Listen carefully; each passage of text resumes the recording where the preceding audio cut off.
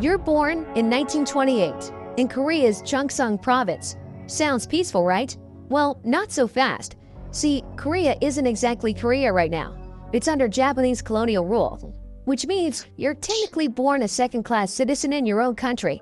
Your dad's a farmer, or at least he used to be. The Japanese took his land, then made him rent it back like it was some kind of twisted joke. Imagine getting charged to feed or sleep in your own bed. Your mom works for rich Japanese families, watching their babies while they beat the hell out of her. She's not just a nanny, she's their human stress ball. Every week she shows up with bruises in places you didn't even know could bruise, and she never talks about it. Meanwhile, you're the fourth kid in the family lineup. Your three older siblings are either human punching bags or unpaid labor, depending on the day. And you just try not to die. By some miracle, you finally hit age 7. And after dozens of failed attempts, your parents finally managed to get you into school for a whole 3 weeks. Congrats, you're officially educated. Enough to know you can't afford to be educated. So now, instead of learning how to write your name, you get to learn how to pay rent with your soul. At the ripe age of 8, your mom finds you work as a kiyomi, a maid for a lovely Japanese couple. She says it's a good opportunity, and she might even believe that. Exactly 1 week in, and you've already dodged death twice. Turns out your new employers don't believe in scolding with words. You mess up, you get hit. You don't mess up, you still get hit. Fists, boots, kitchen knives, basically anything that can leave a mark. 3 months in, and you finally start to get it. They're not correcting mistakes. They're just using you for daily torture practice. You tell your parents, expecting sympathy, maybe a little backup. But guess what? They hit you with, just cope. Because if you don't eat. Wow, truly heartwarming parenting. By 13, you're home with your parents and siblings for once. It's the emperor's birthday. And apparently that means even occupied peasants get a day off to celebrate. You sit in silence like it's a funeral. Then you see them. Japanese soldiers marching into your village. Usually that means something terrible is about to happen. But today, they're smiling, which is even worse. One of them walks up to you, all fake friendly, and says they're looking for assistant nurses to help with Japan's glorious war effort. He says the pay is good, the work is easy. One real risk, catching a stray bullet. Classic job description. You run the idea by your parents, and they light up like you just won the lottery. A stable income? For the whole family? Yes, please. You sign up. 2 days later, you and 30 other wide-eyed girls from your province are carted off to Japan. All of you thinking maybe your lives are finally turning around. When you arrive in Japan, a smiling couple greets you. Red flag number 1. Japanese people don't smile at Koreans like that. Ever. But you chalk it up to nerves. Maybe they're just polite. They take you to what they call a guest house. Sounds fancy, right? But the moment you get inside, a group of elderly women in kimonos quietly separate you from the others and lead you to your room. Your room is a mat on the floor, a curtain for a door. That's it. No bed, no privacy. But it's fine, right? You didn't come here to sleep like royalty. You came to work, to make your family proud. Right? Night falls. Still no word on when work starts. Weird. Aren't the Japanese still fighting a war? Then the door opens. A Japanese soldier walks in. He stares at you, not like someone looking for directions, but like you're a piece of meat at the market. That makes your skin crawl. Naturally, you get up to leave. Maybe he just wants the room. But then, he pulls a gun. Then it happens. Not with words, but violence.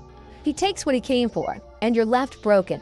You tell one of the old women what happened, thinking, surely someone will do something. She looks at you, blanked face, and says, go to sleep. That's it. The next morning, still dazed and aching, you ask them again, when does the actual work start? Most ignore you. One finally breaks and tells you the truth. You're not here to be a nurse.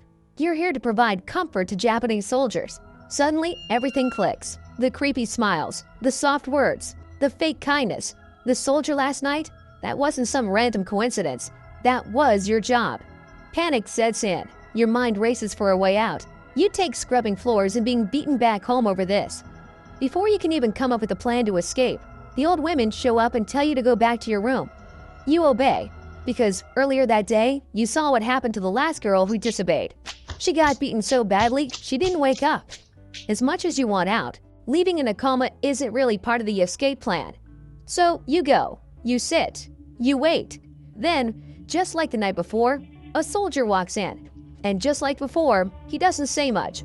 He He does what he came to do. But that one soldier is just the beginning. The same day, 20 more soldiers pass through your room that day, each one leaving another scar. Welcome to the comfort station. That's what they call this place. Sounds peaceful, right? In reality, it's a brothel for the military, where women are assigned to provide comfort to Japanese soldiers. It's all disturbingly organized. Soldiers pay, there are time slots, even rules. But don't worry, no one follows them. And guess who is running the whole operation? Yep, the Japanese government. But shh, don't tell anyone I told you that. That night, you hear sobbing through the paper-thin walls, but you don't cry. You just sit there, eyes wide open, planning your escape. And the next day, you finally get your chance. A nearby battle means fewer soldiers at the station, so you sneak out. You don't get far. Somehow, they find out. Soldiers chase you down and drag you back like you're a stray animal, and then they beat you until everything went black. When you wake up, your head's splitting, your body's wrecked, and standing over you is the same smiling lady who welcomed you to Japan. Except now, she's not smiling. You've learned that she and her punk husband run the place. And when she starts yapping, your little Japanese language knowledge picks up that she's angry you tried to escape. And if you try it again, you will lose more than a tooth. Weeks pass, and eventually you go numb. Men come and go. You don't fight, you don't cry. You've already tried resisting and escaping. All it got you was bruises and bed rest. Now you just survive it. At least this way, you don't have to see the doctors. See, all the so-called comfort women, that's what the Japanese politely call you and the other girls trapped here. Hate when the doctors show up, because when they do, they come with Salvarsan.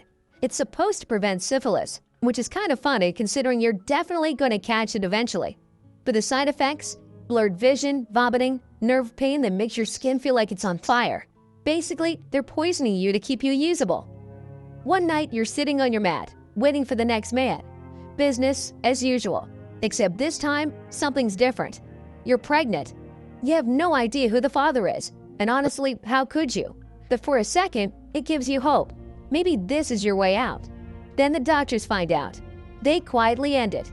No discussion, just another task to keep you fit for duty. By this point, whatever was left of your humanity, gone. Turns out, when you've been broken that badly, tears just stop showing up. Pain becomes the default setting. Then, out of nowhere, a loud crash. The Japanese are under attack. And you don't even flinch. You don't run. What's the point? There's nothing left to save. If anything, you start hoping a stray bullet finds you first. But apparently, not even tragedy goes as planned. Before the place fully collapses, a Japanese soldier bursts into your room. He drags you outside, shouting something you barely understand. Maybe he's trying to save you, but before he can even get you to safety, a bullet rips through his chest. He falls. The rest of the surviving soldiers, yeah, they're not sticking around. They abandon you and the other girls, leave you behind like trash they no longer need. That's when Allied soldiers arrive, and when they see you all, bruised, bleeding, barely alive, they actually flinch, not from fear, from pity. They don't ask questions, no investigations, no long speeches, just one simple question. Do you want to go home? And you say yes, because after everything, somehow, you're still breathing. It's been 2 years. You find yourself standing on the same street where that soldier first handed you the paper, the so-called job opportunity. You were full of hope back then, maybe even excited. Now, those feelings feel like they belong to someone else, a stranger. You might never have a child. You might have a disease that never leaves. You flinch when men come too close. You get nightmares every single night. You walk home, same path, same village. Your house hasn't changed. You knock once before stepping inside. By the door, your parents stand frozen.